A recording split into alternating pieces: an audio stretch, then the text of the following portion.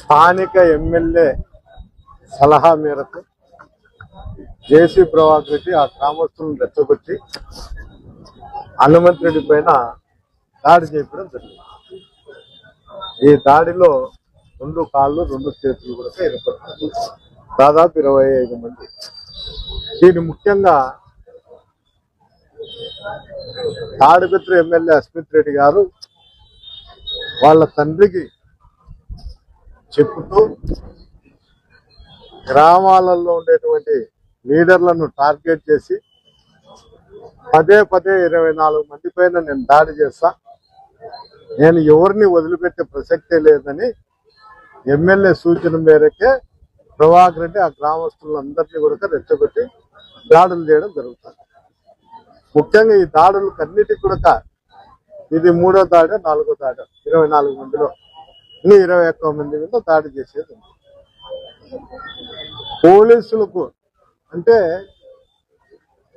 Town లో కూడా ప్రతిరోజు ఎవరో ఒకరింటి దగ్గరకు పోయేది, మీరు వైఎస్ఆర్ పార్టీలో ఉంటే మేము ఇంత దాడులు చేస్తాం, హత్య చేస్తాం, మీరు ఎట్టి పరిస్థితుల్లో కూడా డ్రాప్ కావాల పార్టీ నుంచి అనేది వాళ్ళు చెప్పడం జరుగుతుంది. ఒక ప్రైవేట్ గ్యాంగ్ తయారు చేసుకొని టౌన్ లో ప్రతి ఇంటి దగ్గరకు కూడా పోయి బెదిరిస్తారు. గ్రామాలలో అయితే ఈ విధంగా ట్రాక్టర్లు అడ్డం పెట్టి దాడి చేయడము, వాళ్ళ కాళ్ళు చేతులు ఇరుకొట్టడం ఇవన్నీ చేస్తారు.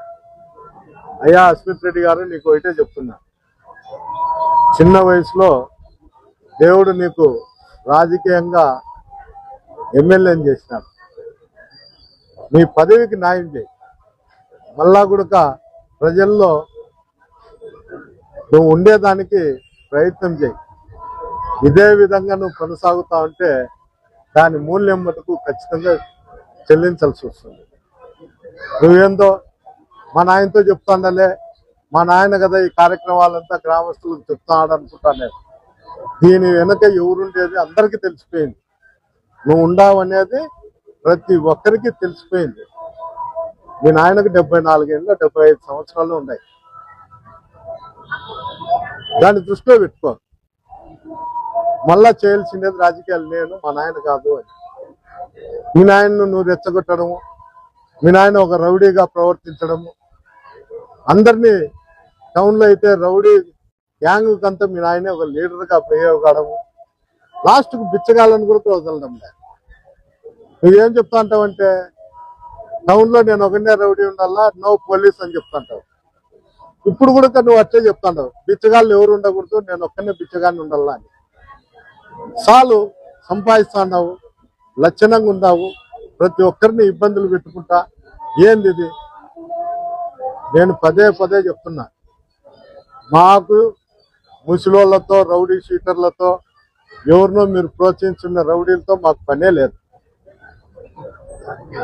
మా కార్యకర్తలకు అందరికి కూడా నువ్వు 24 మంది మీద దాడి చేస్తే పోతుందిలే అనుకుంటున్నావు. ఇది పోయే ప్రసక్తి లేదు.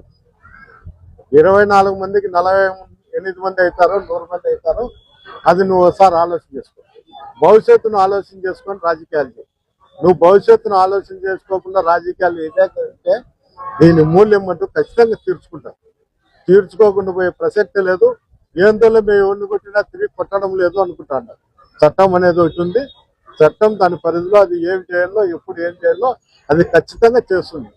నేను పోలీస్ అధికారులకు కూడా ఒకటే వినియోగిస్తాను, ఇన్ని జరుగుతానే అస్మిత్ రెడ్డి ప్రభాకర్ రెడ్డితో వాయిస్ ఇప్పిస్తానే వీళ్ళందరి మీద దాడి చేస్తారని, ఇన్ని జరుగుతానే కూడా పోలీసులు దాని మీద చర్యలు కూడా తీసుకోవడం లేదు. దయచేసి లోకల్ పోలీసులు కానీ ఎస్పీ గారికి కానీ మీకు అందరికీ చెప్పేది ఒకటే, దయచేసి దీని మీద చర్యలు తీసుకోండి.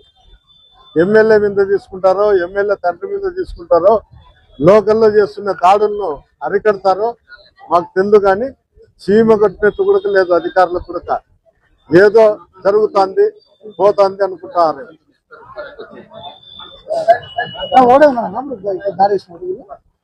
ఇద్దరున్నారు, వాళ్ళు దిగి వెళ్ళిపోయినారు. ఇతని మీద దాడి చేయడం జరిగింది. దీని పరిస్థితులు అయితే ఎప్పుడుకూ ఆగదు. నేను ఆ ఎస్పీ గారికి చెప్తున్నా, లోకల్ పోలీసు కూడా ప్రత్యేకంగా దృష్టి పెట్టండి. తాడిపత్రిలో ప్రతి నెల కూడా ఏదో సాట దాడులు జరుగుతూనే ఉన్నాయి. దీనికి అన్నిటికీ కూడా ఎమ్మెల్యే కారణం అని కూడా నేను చెప్పాను.